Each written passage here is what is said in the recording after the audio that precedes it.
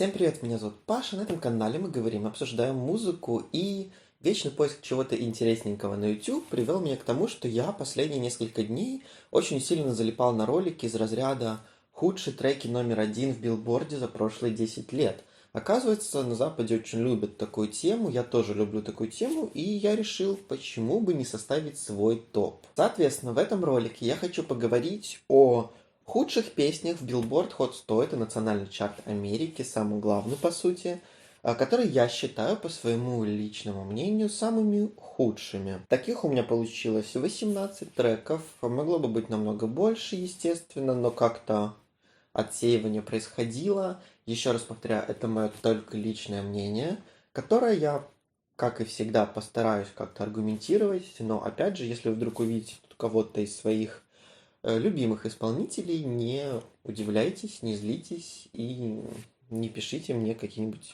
злые комменты, как было под Леди Гагой. Одно это хороший вариант окунуться в прошлое, послушать старые песни. В общем, мне зашло. Я действительно получил удовольствие, пока пролистывал все треки номер один, прослушивал каких-то их кусочки, вспоминал. И сразу скажу, тут нету определенных мест с 18 по 1, это просто 18 треков в абсолютно рандомном порядке, поэтому поехали. Первый трек.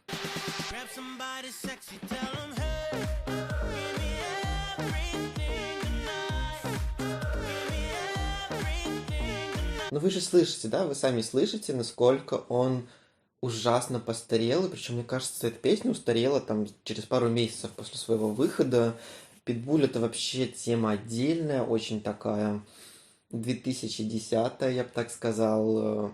При этом трек, ну, абсолютно слаб, у них есть намного лучше сотрудничество даже внутри их коллабораций вечных. И почему именно эта песня добралась до первого места, ну, я не знаю. Второй трек, который является такой важной культурной вехой в прошлом десятилетии, огромным просто хитом, потрясающим. Но это не отменяет того факта, что это плохая песня. I'm sexy and I know it.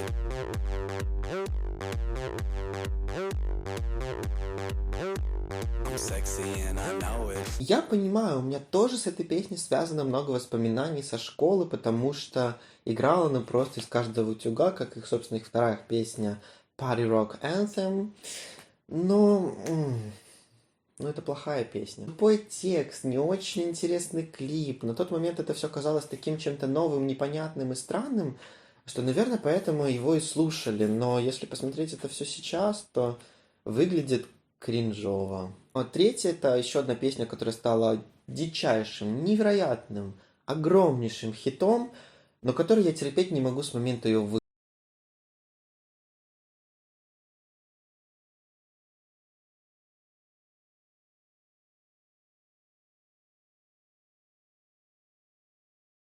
Наверное, в 2013 году я ее больше ненавидел, потому что этот трек не дал возглавить абсолютно потрясающей песни We Can't Stop от Майли Сайрус Billboard, потому что она просто заблокировала чарт на каких-то там недель, наверное, 10. А если пересматривать сейчас, эта песня не выдержала вот этой вот тонкой грани пошлости, такой прям некрасивой, и такого легкого, красивого, такого утонченного, но жесткого в то же время эротизма. Тут просто все свелось в какое-то ужасное просто место, не могу. Четвертым треком у меня такая песня, которая, вот знаете, есть потрясающие, талантливые артисты, которые могут писать хорошую музыку, делают неплохие альбомы, но случается так, что одними из их самых крупных хитов становятся их худшие песни.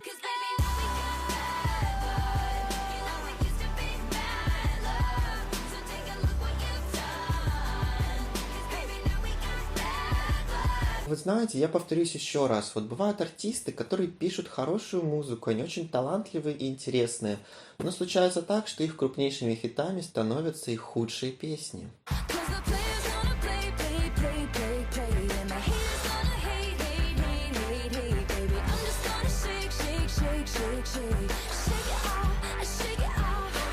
А вот к следующей песне у меня не будет абсолютно никакой подводки. Я считаю, что Closer — это одна из самых переоцененных песен в истории музыки. Она настолько дешманская, она настолько ни о чем и никакая. Я просто с ужасом смотрел, как она возглавляла Билборд все, по-моему, 15 недель.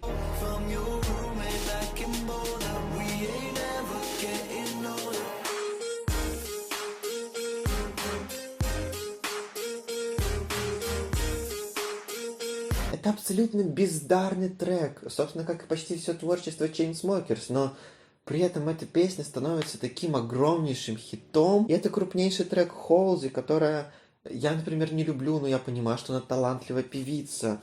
И такие песни, это настолько, это даже не bubblegum поп, это дно просто, ребята. А вот трек Black Beatles я тоже никогда не понимал, хотя при этом у меня нету каких-то сильных аргументов против этой песни. Вот просто она мне лично не нравится, как и, собственно, сам артист. Frat girl still tryna get in.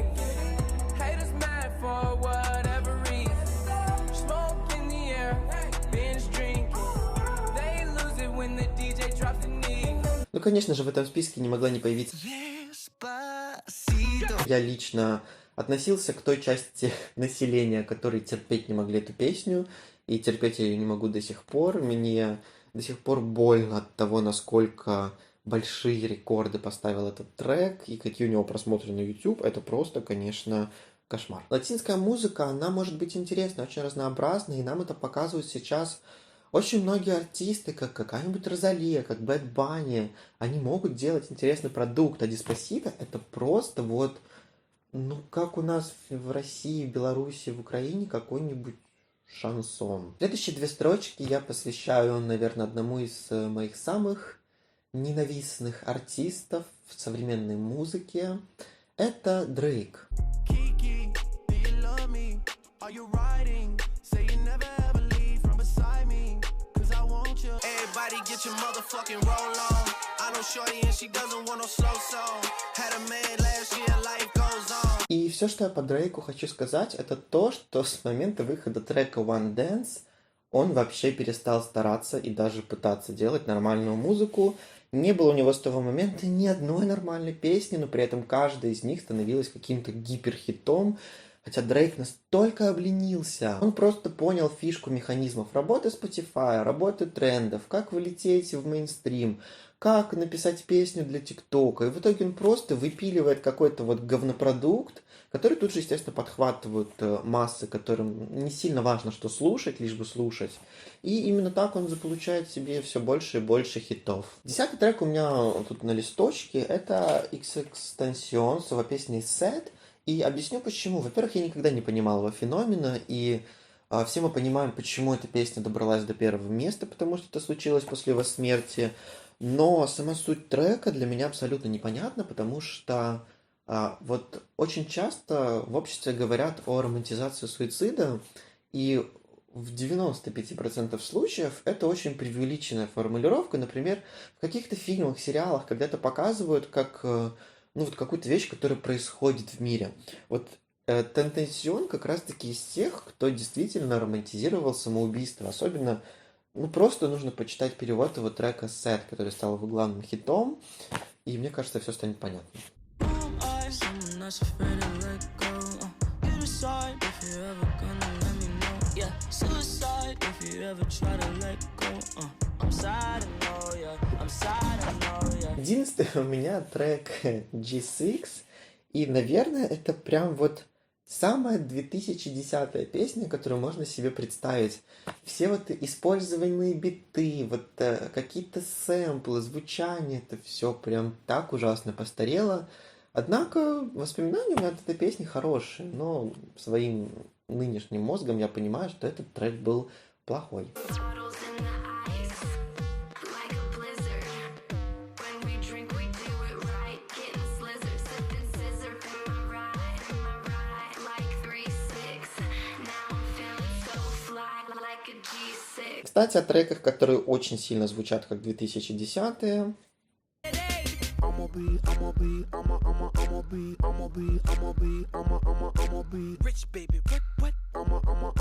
Я не знаю, что тут случилось с Will.i.am и его продакшеном, хотя у него часто бывает так, что вот он или попал, или очень сильно промазал. Тут конкретно он очень сильно промазал, конечно.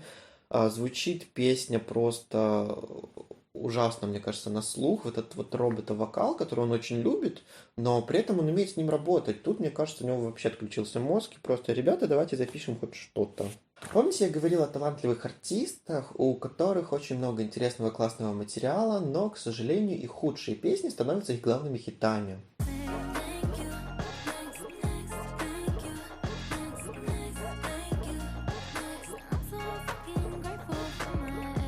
Вот следующий трек — это Меган Трейнер с All About the Bass. Тут потому, что именно эта песня позволила такому персонажу, как Меган Трейнер, появиться в мейнстримной индустрии. Because you know I'm all about that bass, no trouble. I'm all about that bass, no trouble. Не поймите меня неправильно, у нее есть своя аудитория, и, наверное, они ее любят, но в целом, когда Меган Трейнер появляется на каких-то крупных церемониях, когда она взяла лучшего нового артиста на Грэмми, мне хочется спросить только один вопрос.